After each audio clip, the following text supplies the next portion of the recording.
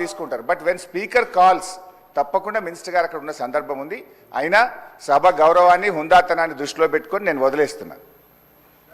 అధ్యక్ష, ఈరోజు గౌరవనీయులు బట్టి విక్రమార్క గారు గౌరవనీయులు ఉప ముఖ్యమంత్రి బట్టి విక్రమార్క గారు నేను అడిగిన ప్రశ్నకు వారు సమాధానం ఇచ్చారు.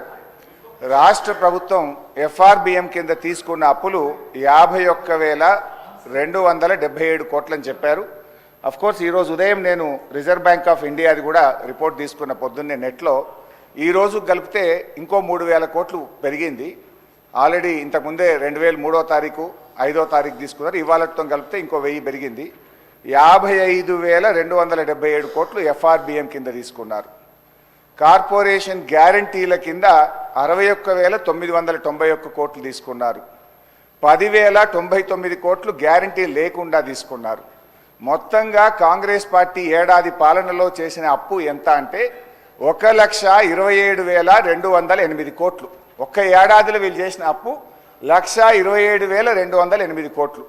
5 ఏళ్లకు మనం లెక్క కడితే ఎంత అవుతుందంటే అధ్యక్ష 6,36,040 కోట్ల రూపాయలు 5 ఏళ్లలో కాంగ్రెస్ ప్రభుత్వం చేయబోయే అప్పుగా దీన్ని బట్టి మనకు స్పష్టంగా కనబడతా ఉంది.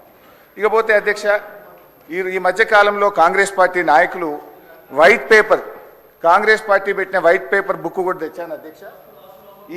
ఇది వైట్ పేపర్. అదేవిధంగా బట్టి విక్రమార్క గారు ఈ సభలో పెట్టిన పేపర్. దీని ఆధారంగా నేను పోయినసారి బడ్జెట్ సమావేశాల్లో కూడా చాలా స్పష్టంగా చెప్పాను. మీరు గతంలో బీఆర్ఎస్ పార్టీ 10 ఏళ్ల కాలంలో 671 అని ఒకరంటారు, 7 లక్షల కోట్లని ఒకరంటారు, 711 అని నోటికి వచ్చినట్టు మాట్లాడుతున్నారు. I challenge in this house, ఒకరోజు స్పెషల్గా డిబేట్ పెడతారా పెట్టండి, లేదు ఆడిటర్లను పిలిచి పెడతారా, ఫైనాన్స్ డిపార్ట్మెంట్ పెట్టి పిలుస్తారా పిలవండి. ఐ వాంట్ టు ప్రూవ్ 10 ఏళ్ల బీఆర్ఎస్ కాలంలో జరిగిన మొత్తం అప్పు కేవలం 4,17,496 మాత్రమే. కానీ గోరంతలు కొండంతలు చేసి గోబల్స్ ప్రచారం చేసేటువంటి ప్రయత్నాన్ని ఈ సభ ద్వారా నేను తీవ్రంగా ఖండిస్తా ఉన్నాను.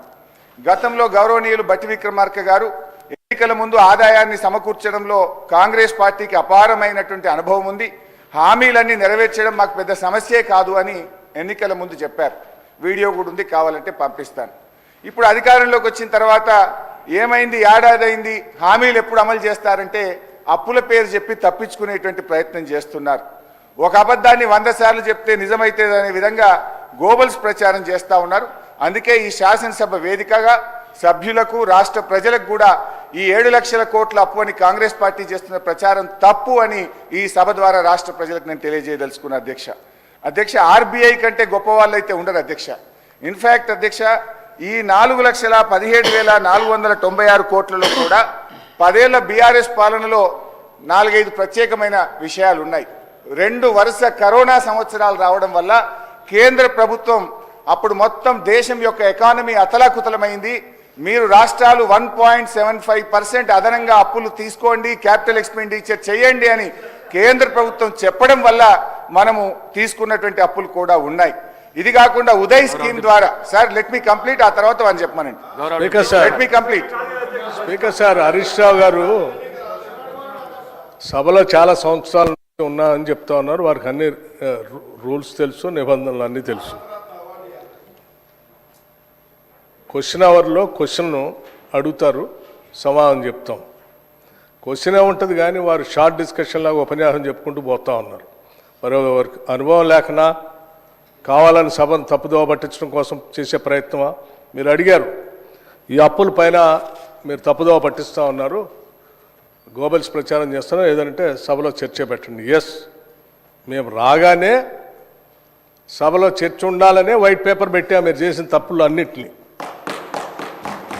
మళ్ళీ కావాలని అడుగుతుంటే మాకేం అభ్యంతరం లేదండి.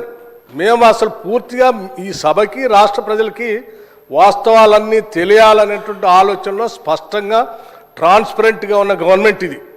ఏది దాచుకోవాలని ప్రయత్నం చేయాలి మీలాగా.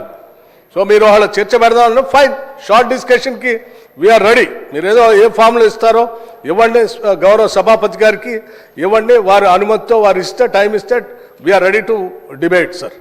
అంతేగాని ప్రశ్నలంతా వదిలిపెట్టి మొత్తం పాత కథలన్నీ చెప్పుకుంటూ వారి చరిత్ర అంతా చెప్పుకోవడానికి ప్రయత్నం చేస్తే అది వినటానికి మేము ఈ ప్రశ్న క్వశ్చన్ అవర్ ఇట్లా వేస్ట్ చేయొద్దు అధ్యక్ష. హరీష్ రావు రెండు విషయాలు సార్. ఎవరు భుజాలు తడుముకుంటున్నారో స్పష్టంగా అర్థమైంది, ప్రజలైతే చూస్తున్నారు. అయితే అయితే అయితే గౌరవ డిప్యూటీ స్పీకర్ గారి యొక్క సవాల్ను నేను స్వీకరిస్తా ఉన్నా. ఆల్రెడీ బీఆర్ఎస్ పార్టీ తరఫున మేము ప్రివిలేజ్ మోషన్ ఇచ్చాం. Privilege motion on honourable deputy CM we have given sir. That privilege motion is pending. Sir మళ్ళీ సభను కూడా మళ్ళీ తప్పుదో పట్టిస్తున్నారు అధ్యక్ష. మళ్ళీ తప్పుదో పట్టించిన అంటే లేస్తే సత్యదూరమైన మాటలు మాట్లాడటం తప్ప వాస్తవాలు మాట్లాడితే తల పగిలిపోతారు అని ఏమైనా శాపం ఉందా అని నా అనుమానం అధ్యక్ష. వీళ్ళకి అస్సలు వాస్తవాలు మాట్లాడరు అధ్యక్ష, అన్ని సత్యదూరాన్ని. ఏంది ప్రివిలేజ్